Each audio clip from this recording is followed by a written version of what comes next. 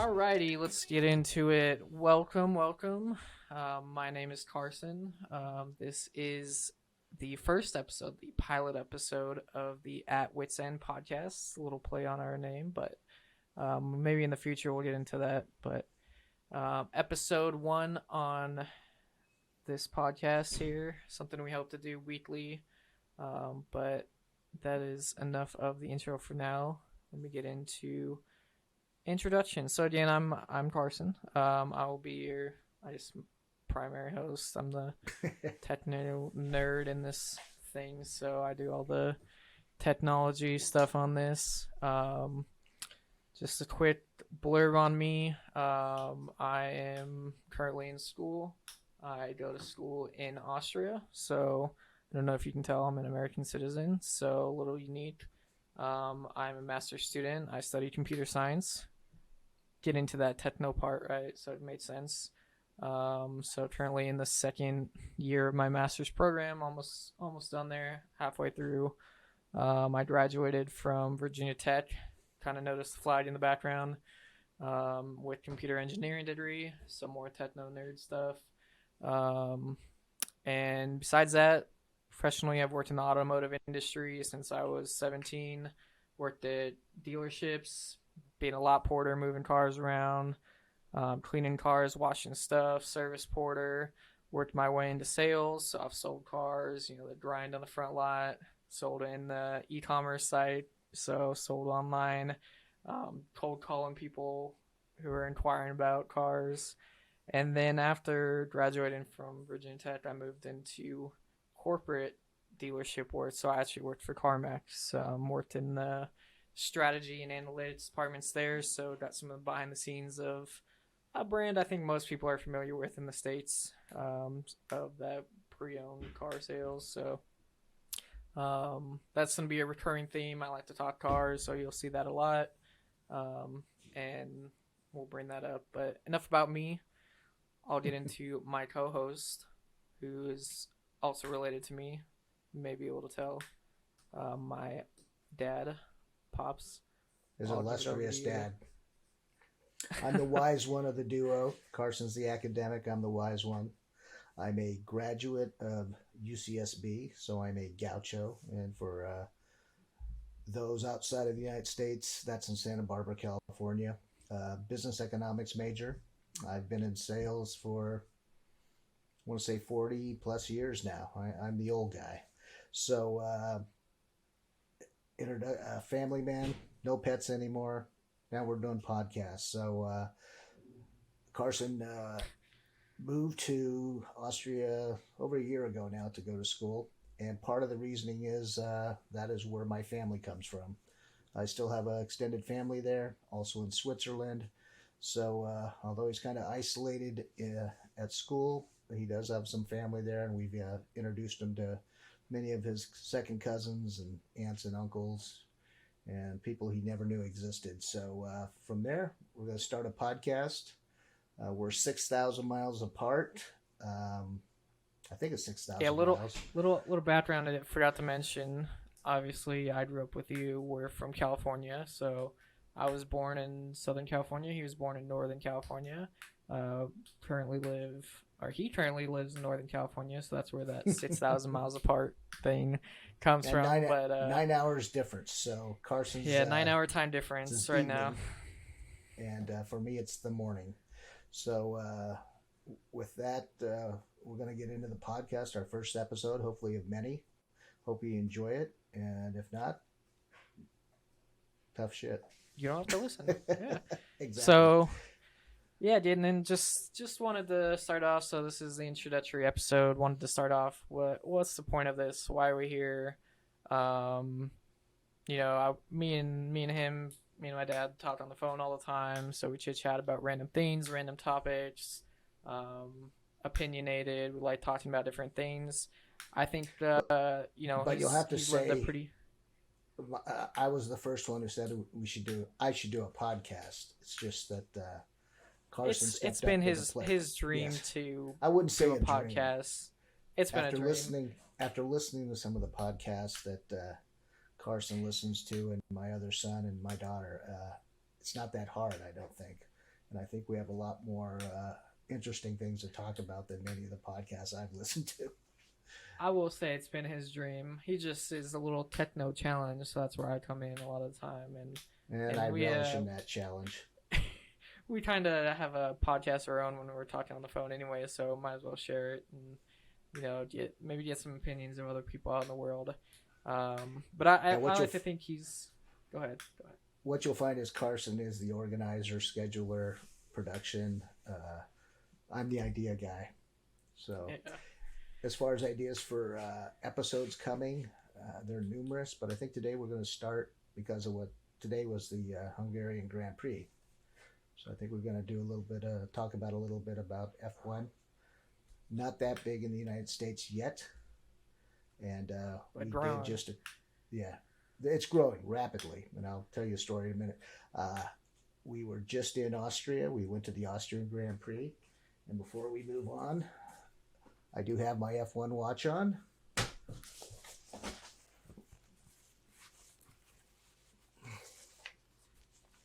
And now you'll celebrating the Max Verstappen victory today in Hungary, which isn't hard to do. And I also played a little pickleball. Was at a tournament yesterday, and I was wearing my Red Bull shirt. The guy said, "What is that?" And he said, "Is that a local race?" So obviously he doesn't know much about it. But another gentleman who I was playing with knew immediately. He asked if I was a Verstappen fan, and I said, "Well, yes and no. I'm a Red Bull fan. I'm a Dietrich fan. Austrian heritage. Red Bull, Austrian heritage. So I got to root for him. The Dutch are a bit crazy, but Max is kicking ass. So yeah, I mean he's dominating. So quick wrap on the Hungary GP today. Max obviously won. 2 Mercedes coming in second and third. Hamilton second. George after his amazing pole lap yesterday. Coming in third, and what everyone thought, super disappointing. The Ferraris, no podiums. I mean, top 10, they're getting points, but the Ferraris are just shooting themselves in the foot. And there's so much said out there about them. It's just it's laughable like you're doing right now. What they're doing, they are beating themselves. Everyone their knows strategy that sucks. They had the fastest cars on the track if they do the right things, and their drivers are moving fast. I mean, Carlos is looking great. Charles, he's in the championship hunt, but Ferrari's shooting themselves in the foot with strategy. That Charles pit stop with the hard tires, I mean, that destroyed their race, and it's no fault but their own. I think they easily could have won it if they just on their strategy. Charles is more frustrated than anybody with Ferrari. I mean, their strategy is. There isn't a strategy. But first, I want to have a shout out to my cousin Walter, who I know is sitting in goals, Austria, and not happy with the results. So, Walter, I'm sorry that you're a Ferrari fan. He's a Tifosi. He's a Tifosi. Yeah. But I know it's frustrating for him. But the race today, I was expecting more. But I got to admit, Max kind of shocked me. What was he was on the grid? 10th? Started 10th. Yep. Started 10th and wins the race. I mean, that's unbelievable. And he threw in a little 360 there. He had a little spin, had a little extra fun in that towards the end of the race too, and still, pulled out a pretty easy victory in the end. Late race. I mean, it was remarkable what his Red Bull team was doing. I mean, it's clear to me there are 2 teams that are clear and above the best teams on the grid, right? So I think it's Mercedes and Red Bull. That doesn't mean they have the fastest cars. I think, it depends on tracks and conditions. I think Ferrari has the fastest car. I think Red Bull was on the right track, got the fastest car, depending on the situation. But I would put Ferrari's car right now probably ahead, especially at Hungary. They should have, and I think they did have the fastest car there. But in a 70-lap race like Hungary, pit stops, potential for rain. Tires. It's really about strategy. Tires, like managing what you're doing with your 2 drivers. And, Red Bull and Mercedes are just far and above Ferrari right now. And that's costing I think Ferrari the championship, and I think Charles, a chance of the drivers. And I It's, mean, you can it's see almost by the like points. Ferrari's living on their name. We are Ferrari, where Red Bull and Mercedes are. We are Mercedes. We are Red Bull, but we want to win. Yeah, And I they won't say know at how all to win costs, right but they're now. aggressive. Yeah, Yeah. they know how to win, and Ferrari just isn't. They're making decisions that they shouldn't be, and it's disappointing. So, I was looking at um, the French Grand Prix. Basically the same outcome. yeah, podium. Yeah, two Mercedes, I mean, second, it's third, and shocking. Max winning. Yeah, Yeah. it's continuous throughout the season. I mean, it's just built up and built up for Ferrari. I mean, they have, I mean, at this point, I can't even remember the amount of points that between Carlos and Charles that they've lost, and it's remarkable to see, and it's purely strategy um Well, no, what and engine, Max like is what 258, and Charles is 178. That's yeah. I a mean, there was a ton of points that Ferrari as a whole has left on the table, and yeah. not always. I mean, with France, it was Charles. He called it out himself. He knew it was his issue with that spin, and he took the blame for that. But strategy, Carlos in the past, Charles in the past, Monaco. We can look at that. You look at the fire of Carlos's car in Austria. That cost points, and That was Carlos has looked amazing. very fast. Recently. I mean, he's had a lot of speed. I mean, he's right up there with Charles in pace, and he Yeah, could but you know who's not in be the you competing. haven't talked about yet is Russell. I mean, he Mr. had it. Consistency. He's Yeah, consistent, but he gave it up almost. I don't know what he was thinking either. I think his strategy in the end left him to being a podium finishing and not a race. I don't think he had enough to keep up with Charles or Max. I think Lewis did. Lewis again also could have been on pole yesterday if it wasn't for his DRS issue. He could have easily taken George's pole from yesterday and potentially won the race today because he was fast and he had good strategy. He's smart. His team's smart. They know what they're doing. So seeing them back, fighting is good for the sport. To have three teams fighting for these top spots, 6 drivers today, it's awesome to see. I mean, it was a great race. Hungary expected, like everyone says, from like a Monaco circuit, right? So tight, hard to pass, but with all the strategy, shorter track, cars weaving in and out, it was a good race today. I liked it a lot. I enjoyed it a Yeah, I lot. enjoyed it too. I think I actually like the track races better than the street races. Yeah, street races, they're okay. I enjoy them, but I am definitely a fan of pure circuit races. I think that's where you really get the best Experience. racing is And I also circuit think the races. fan experience is better, but that's just my Yeah, opinion. I'll let you yeah. know after Vegas. There's nothing like a Spa or a Silverstone or Austin. Like Austin, over Miami track wise all day every day. So Yeah. Um, so yeah, those are top 3 teams. My team, not one of those 3. McLaren. And great qualifying by Lando. Qualified 4th. But right now and throughout the season, to me, it seemed like McLaren and mostly with Lando, one lap. You know, he's been a one lap driver.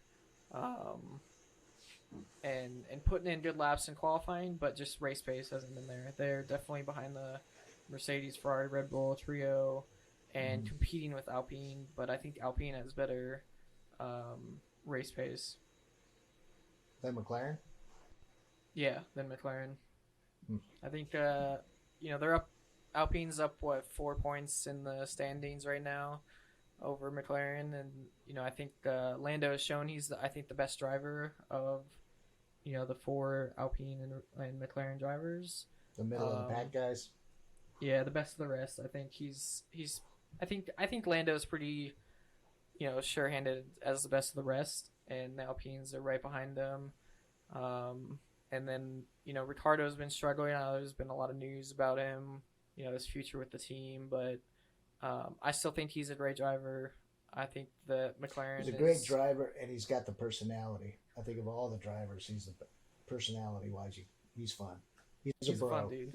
Yeah, I mean, Lando's looking good. Daniel Ricciardo, again, I think he still has some left. I think McLaren's had some struggles this year with the new car, new engine. I think they're still competitive, but I think especially early on when they had some issues arriving logistically to the first track, they didn't get some early practice, and that just set them behind everyone else, and it took them a while to catch up. I think with their upgrades last week, Lando qualifying fourth, I think they've got some potential, but curious to see what they're going to do in summer break. Yeah, but what do you think they're fighting for? Best of the rest. I think that's a big title for sponsors and for everything. Best of the rest. They need to beat Alpine, so they're 4 points behind Alpine right now. I think they can get that. I think Daniel needs to be more consistent in the top 10. Who's Alpine's principal? I think Lando just Otmar, something like that. Alpine's principal is, I forgot his name. I think it's Otmar or something. So. Yeah, Otmar Saf, I believe it is.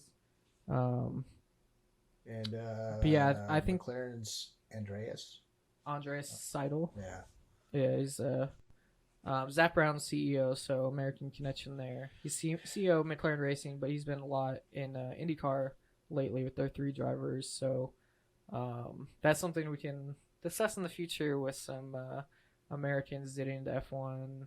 With the Indy cars, with McLaren. The Andretti team. Yeah, and the Andretti stuff. So that'll be an interesting discussion. What Haas thinks about that? Yeah, I guess that's a separate discussion. Opinions there, but we'll save that for another time. Yeah, I think the next topic I wanted to... The next few years, I think it's all going to be Mercedes, Red Bull, and Ferrari.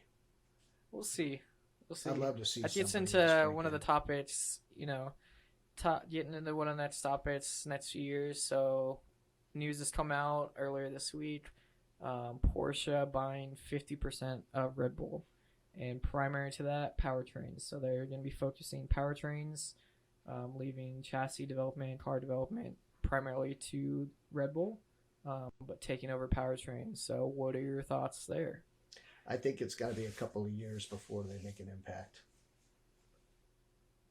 Yeah, I mean they're starting, so I think they're talking motors too. So New engine regulations start 2026, so that would be the target for Porsche, really making a difference. So they'd target to actually have a powertrain in a car. You don't see it till for 2026. Okay. Yeah. So for me, it's huge. Porsche in the automotive world is iconic, and for seeing them in F1 at the top tier of motor racing, I mean it doesn't get much better. So what about your favorite McLaren and potentially Audi? I think that's off the table. Oh. I think I don't think Audi is gonna be going. I know there were discussions, especially with Porsche as well, getting into the team. A lot of people talked about McLaren on the table. From what I've read and heard, that McLaren is off the table. Wow. And not gonna get bought into. So that Audi is still looming out there. I know they want to get in as well. They've had a fantastic pedigree in recent endurance racing. Le Mans, American Endurance, European Endurance Racing. I mean, they've been dominating. So to see them getting in F1 as well is going to be great. I mean, these big names getting in, pouring money in, it's I think it's fantastic for the sport.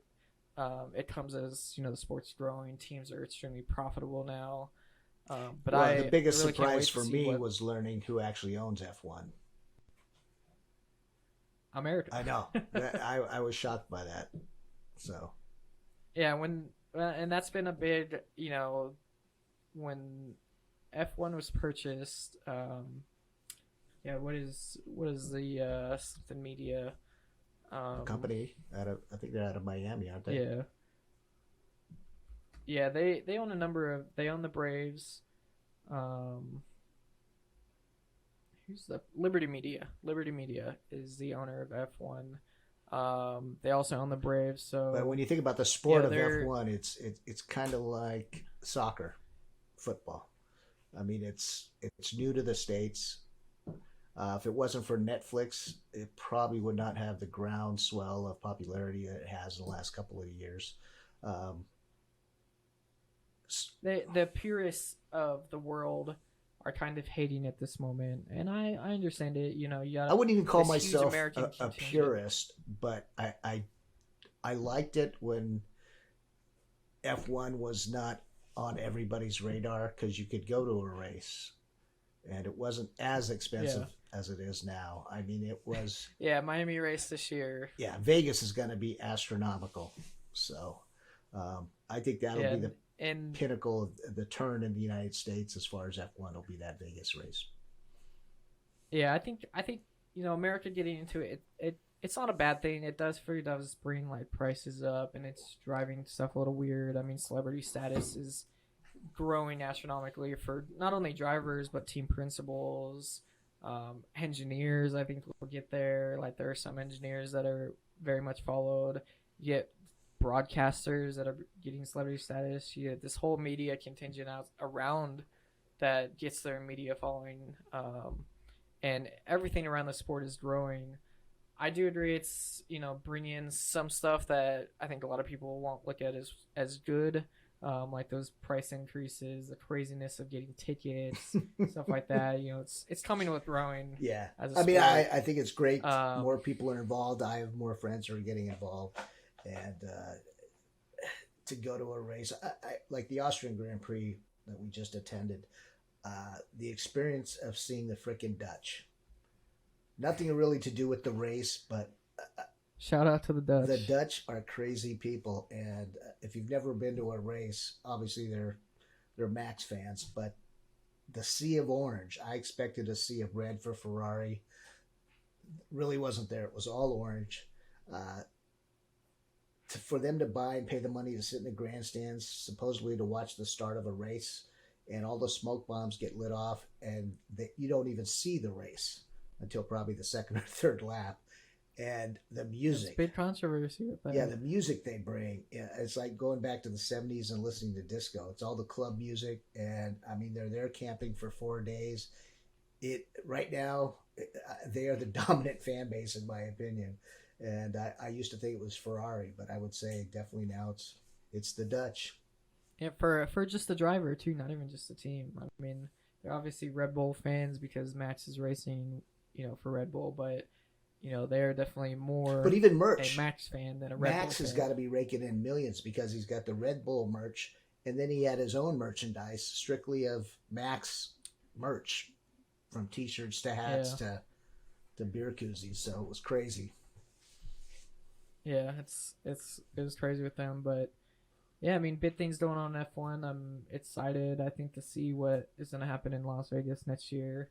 That should be 3 American races on the calendar.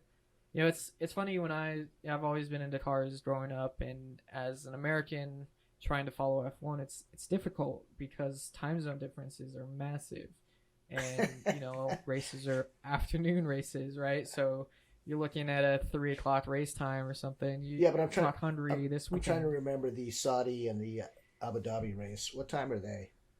Because of the heat, they're in the evening, right? So for us in the States, it's actually not bad. Not always.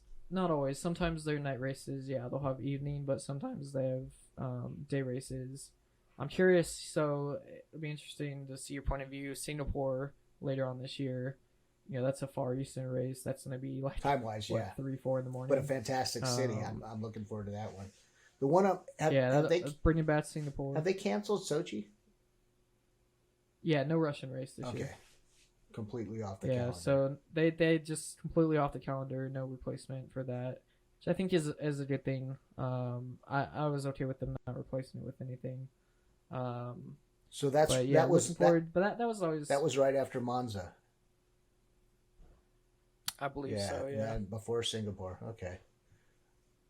Yeah. So, yeah, looking forward to the second half. 9 races to go. And then finally, last topic with F1 I wanted to bring up. Sebastian Vettel retiring after a remarkable career. And his first social media account. He's got an Instagram. Oh, really? So what do you think his career is going to be? Is he going to be a broadcaster of F1 or what's he going to do? I think he's going to take a few years because he's got kids. That was his big talking point when he talked about it. He's got kids. He wants to see them grow up. He's got the time.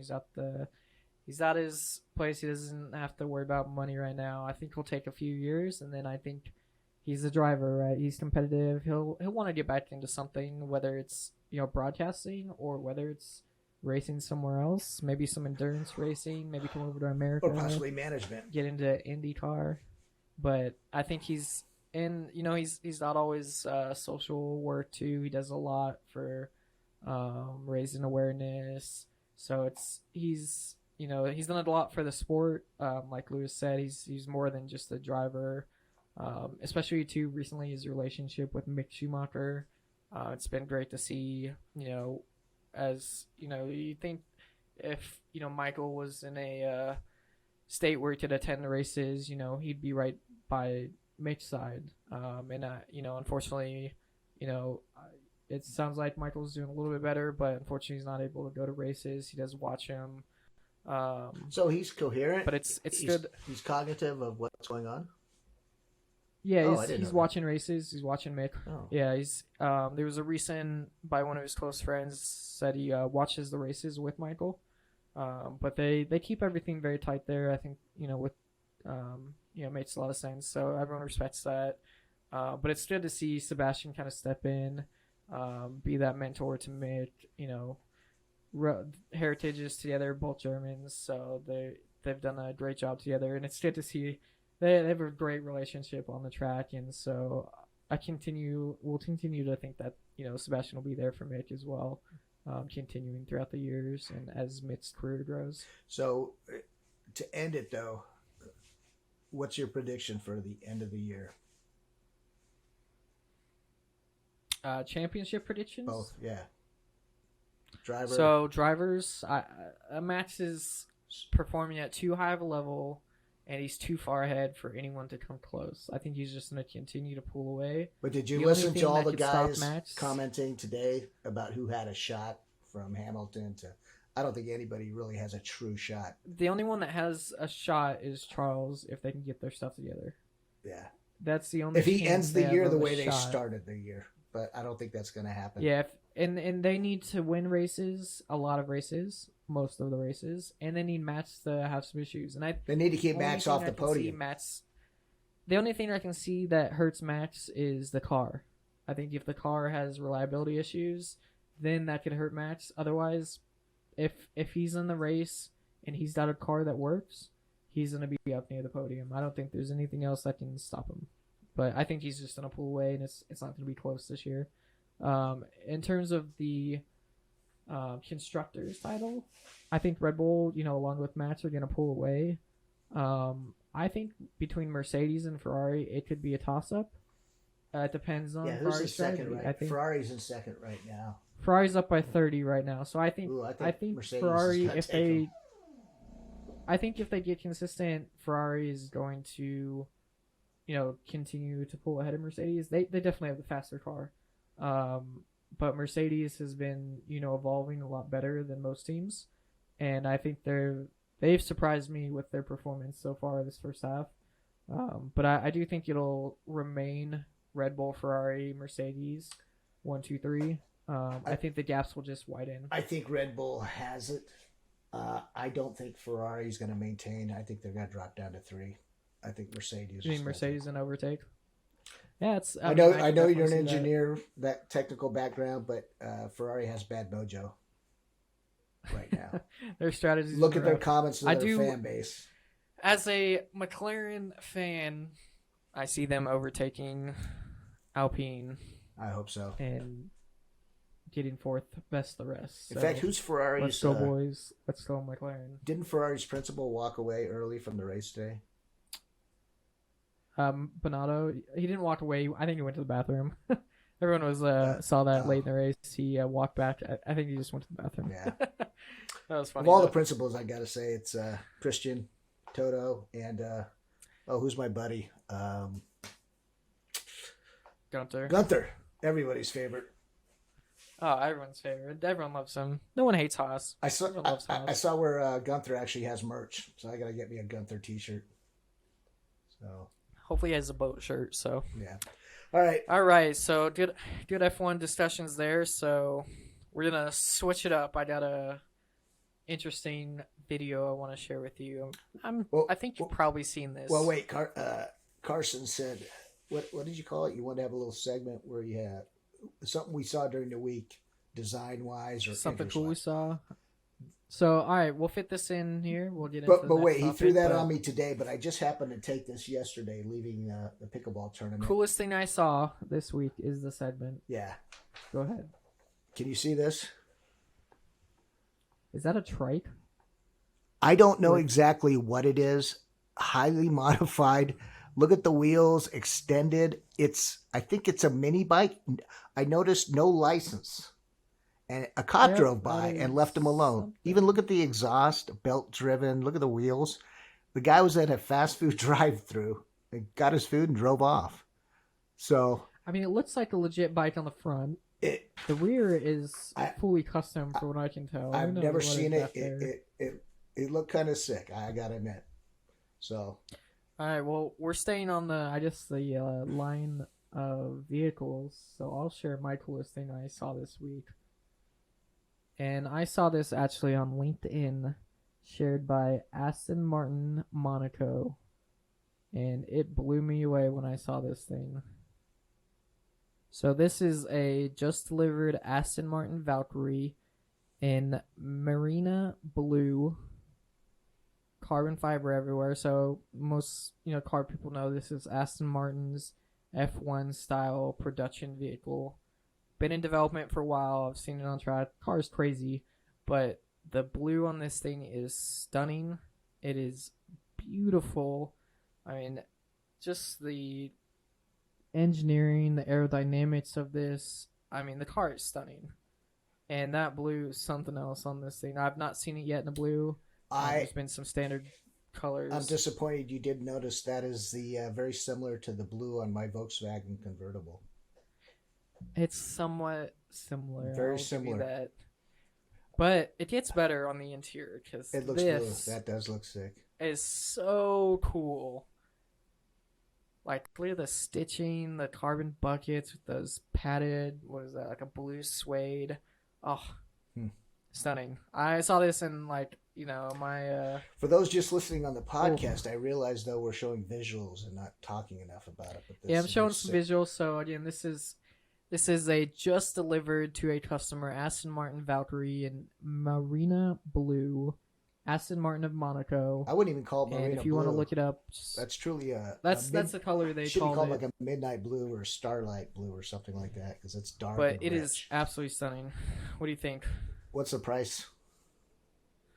A lot. Yeah, millions. Okay, it's a gorgeous car. Unfathomable. Yeah, it's. Let's put it this way: you can't vehicle, really drive that car around because every high school kid in the country would be following you, videotaping, taking pictures. You drive it around Monaco. Yeah, But even in Monaco, Monaco, that would turn heads. In Monaco, a car like this stands out. Yeah. Supercars are a dime a dozen in Monaco. This is not. Did you? That's a stunning vehicle. On a side note, did you see the McLaren that got hit?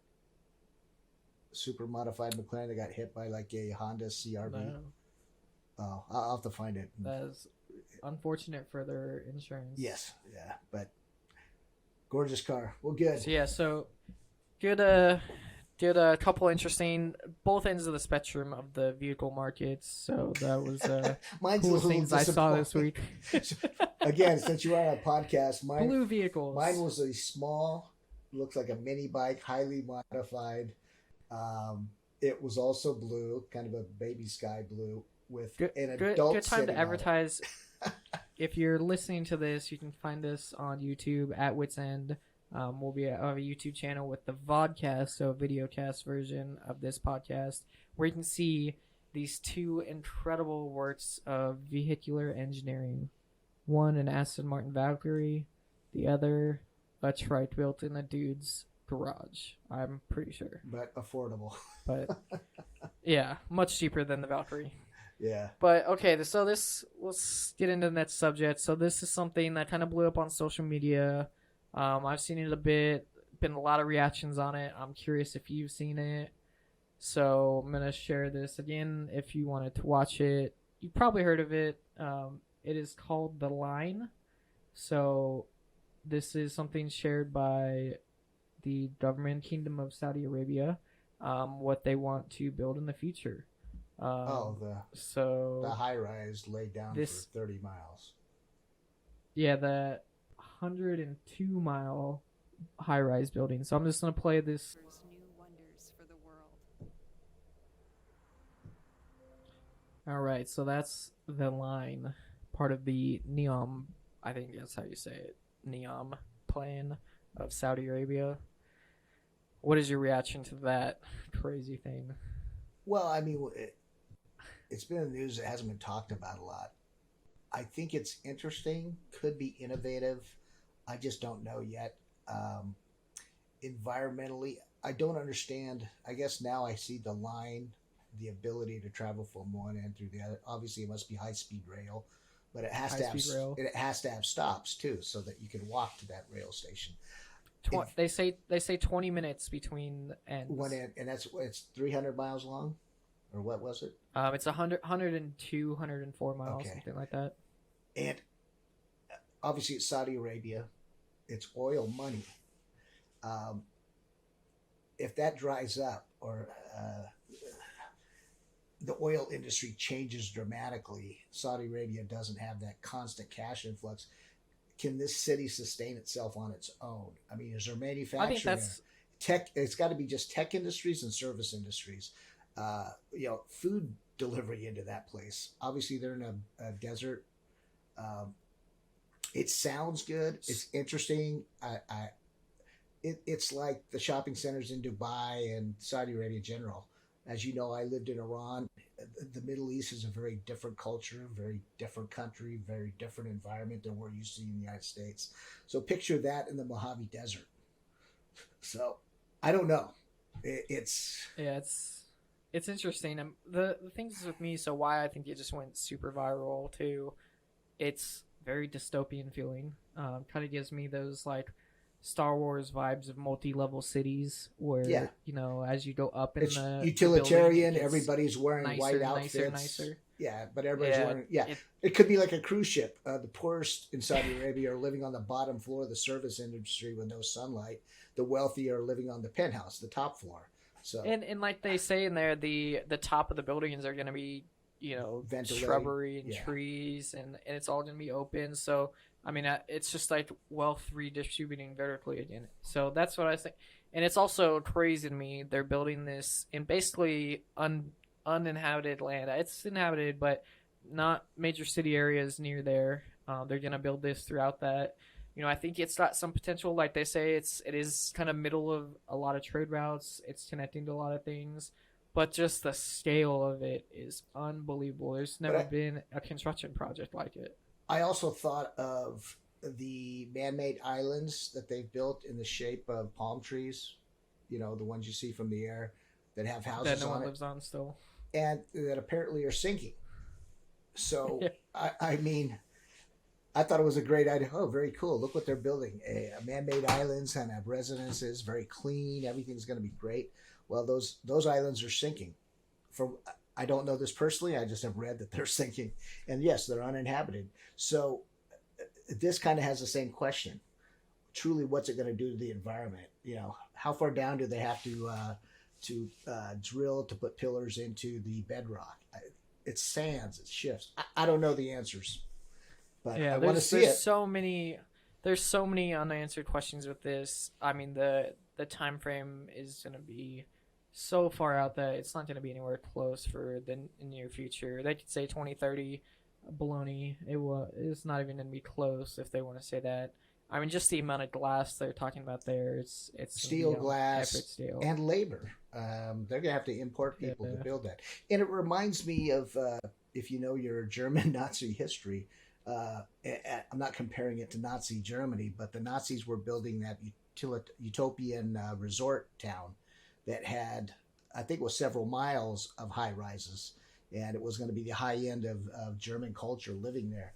And I think it's still around. It's abandoned. It's just sitting. It's abandoned, yeah. Yeah, so it kind of reminds me of the same thing. So it looks good on paper, sounds good, looks good in the video. I would love to visit when it's done. I'd love to visit when they're building it. So it'll be interesting, yeah, for sure. But yeah, hot topic, the line. check it out. There's a ton of reactions out there, but it's, to me, just the scale of it. It is. I think it's a big showpiece. I think like you're talking about Saudi Arabia oil money. I think they are wanting to continue to diversify and support their climate, because they are mostly desert, arid climate. Trying to get into something that's more sustainable, and I think that's what their approach is to this building. Yeah. Can But they they're do going to have that? to build, they're one of the desal plants. You're going to need a lot of water. Yeah. And so desal plants are going to have to be built, which ironically, we need water in California. And it was just shot down a couple of weeks ago. We need desal plants. I mean, that makes sense for California, for the United States, for the West in general. Lake Mead, all the our lakes are drying up. The Saudis, I'll say, are probably now with the Israelis the leaders in desal technology. And I think this project is going to be an interesting one to see how it advances technology. Yeah, we'll be definitely curious to see how it plays out. So, that's the line. The Chinese built the Great Wall. The Saudis will have the Great Line. Yeah, that's the first thing it reminded me of when I saw their space shots they showed in the video. I just immediately, my head goes to Great Wall, and they're trying to one up it with a Great Wall that people actually live in. So, but is what is it, Noma, or what was the name of the development group? Neom. It's a whole series. The Saudi family, right, or the government? It's the Kingdom of Saudi Arabia, and it's their project to build. There's other cities that they want to build that are similar to this, self-sustaining. It's this whole general set of projects they're wanting to undertake for the future of Saudi Arabia, and the line is just one of them. It was actually first introduced over a year ago. This recent video just recently came out, so that's why it's back up in social media and the news. But this whole Neom project has been talked about for a little while now. I think it's just the scale of all these things is pretty remarkable. And Saudi has a public image problem too because of how their society is structured. It's Saudi Arabia, yeah. I mean, I think a lot of the people there are good people. It's just, it's hard to predict housing and urban development in the future. If you look at the United States, the move was to develop urban centers more and more so people could live closer to where they work. Well, what happened to that? COVID happened. And all of a sudden, people are not working downtown anymore. They start working at home remotely, and a percentage of that is staying remote. So now all that urban planning that was in vogue 10 years ago is now obsolete and doesn't address our needs now. So, it's hard to predict the future. I commend the Saudis for doing it and trying, and I look forward to seeing what happens with it. Yeah, it's definitely a big project, so I'm curious, over the next few years how it's going to pan out. Yeah. So last thing, it was a quick story I saw actually on LinkedIn. This was an interesting one. It kind of caught my eye. I've never seen anything like it. I don't think. I don't know if you have. So you're in the sales industry. You also work with a lot of manufacturers. You also work in Mexico. So I thought this one was I think would be interesting to you. But Tesla now has an exclusive lane at the U.S.-Mexico border crossing getting into the U.S. Mm-hmm. So the state of Nuevo Leon created this Tesla lane. So it's for their suppliers getting into Texas, and it's specifically for Tesla suppliers. So I'm curious your thoughts on this. I found it interesting. Well, I've never heard of something like this, so this was interesting to me. Actually, it already exists. There are special lanes, special routes for deliveries for manufacturers between the U.S. and Mexico. People don't know. But specifically for a single company like Tesla? Not for a single company. That's what I'm curious about because they don't. This is just for their supply chain. So I don't know how Tesla got that approved, other than they paid for it or they're manning it or what. So from this article, they did not say. No one on either side said how it how it actually got approved. My assumption is they paid money to the state of Nuevo Leon in Mexico to give them this lane. They don't disclose how much. They don't disclose if that's necessarily true. I don't think they had any response from Tesla. I think all the response came from the Mexican side of this deal. Mm-hmm. But it's also been, there is a lot of manufacturing that's going on in this state, especially with EV manufacturing. And I think with this, it'll grow and you'll see this border crossing, which is not a very common border crossing. It's pretty far out there. Well, it's mostly manufacturing coming out of Sierra Leone, Apodaca, Monterey. Those are all American corporations down there building parts from everything from Callaway golf clubs to Whirlpool washer and dryers to OEM parts for the auto industry. So it makes sense. It somewhat already exists, but to have a Tesla exclusive, I question. I would guess, though, that other manufacturers are going to be allowed to use that. Because look at LTL trucking. I could combine a load coming out of Monterey, and it has 5 cases of a Tesla part on it, and I would say, well, I should be able to use the Tesla supply line. Yeah, they say it's 6 companies that have the ability to use this lane. So those 6 companies all supply Tesla. That would be interesting to see if a company is shipping partial loads of Tesla, or if it's only unique to Tesla loads, like full Tesla loads. What is being allowed to go in there? But does Tesla sell in Mexico? I'm not sure. I assume so, but I don't know. I know there are parts manufactured down there for Tesla, and they don't have a plant in Mexico yet, but they're actually making Teslas. No, in Texas. Yeah, they're Texas. It's in Texas. Factory. Austin, yeah. Huh. So I know you worked with a lot of Mexican suppliers, so I thought this was a interesting thought to you was I understand the lanes for if it was just trucks getting into the United States, different avenues. So if there's major companies on the Mexican side that are bringing a lot into, but to go for one specific company in the U.S., that kind of blew my mind, and I was very surprised. It's kind of a. I'm wondering if that is even. If that's Photoshop, because I'm surprised it actually says Tesla on that sign. It is in their font. That is real photo. In their font, they have that sign. It's private corporation kind of getting into government with this.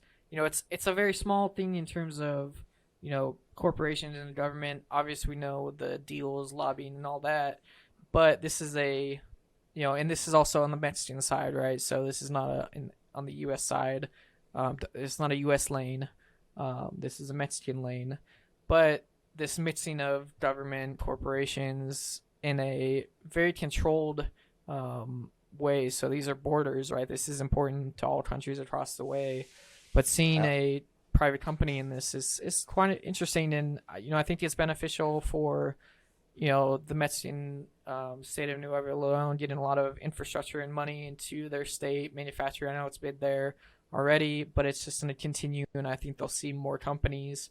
These 6 companies that are there are all, or I think most of them are international companies. I think you had some French companies, some Chinese, some American. I just wonder, that are supplying. Is it going to be like TSA, pre-check kind of thing? Are they just going to breeze through, or are they susceptible to being pulled over and checked?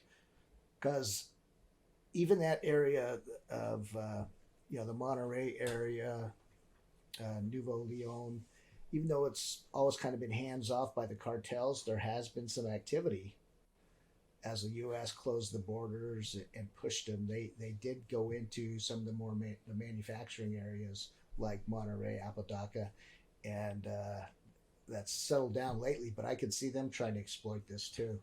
So the cartel's in bed with Tesla. Whew. Now that is a story. I'm not saying in bed, but to pay off a driver. Yeah, it's it'd be interesting to see what the actual border control is for the Tesla lane specifically. If it's different from the other trucking lanes, that would be an interesting thing to see. If they're, like you're saying, a TSA pre-check versus a hands-on pat-down at TSA. And what's going on there? So yeah, it's definitely a worry for cartels and getting illegal material and goods across the border. Right. Could this be affected by a Tesla lane or another company getting their own lane at some other border crossing? Right. But yeah, so interesting article there. That is the last subject I wanted to discuss today. So I think we got some good stuff covered. Again, this is our pilot episode, our introductory episode. Maybe Talked broken about. up into two. We'll see. We introduced us, talked a little bit about ourselves, taught some F1, so we'll get that as the F1 season progresses. Although we're on summer break right now, so unless there's some major F1 news that may get some back burner. Talked about the line, that interesting project out of Saudi Arabia. Talked about this recent article with Tesla getting their own border crossing lane in Texas. For their supply chain, and then the coolest thing we saw this week, couple vehicles, very Yeah, I different think ends of the market. yours beats mine. So Yours is very interesting. I was very intrigued by yours just because I think it's more feasible than an Aston Martin Valkyrie. well, it's more feasible, but I was shocked that he had no plates on it. Cop drove by, and for those people who don't live in California, it's very hard to have modified vehicles anymore. Although nothing compared to Europe. I mean, and that's a whole separate episode, several about the car culture difference between Europe and the Definitely. United States. So, all right. Yep, so Get we'll back to wrap it. it up here. Again, we will be trying to put out weekly episodes. Some topics to look forward to in the future include some education talk on university life in America versus Europe, specifically Austria, because that's where I'm at. Definitely Food talking differences. about car culture, food culture, traveling. So we've been lucky enough to travel History. a lot recently. History. There's a lot of topics we hope to get with in the discussion, and we hope you're along with us through that ride. So, And at one point, we may actually add the ability to call in. yep, that'll be interesting. So, we'll wrap that up. Episode 1, the pilot episode of At Wits End. Again, you'll find us on YouTube at Wits End, and then we will be posting this on your favorite podcast hosting sites. So, we look forward to the future with you. Thanks. Till next time, au revoir.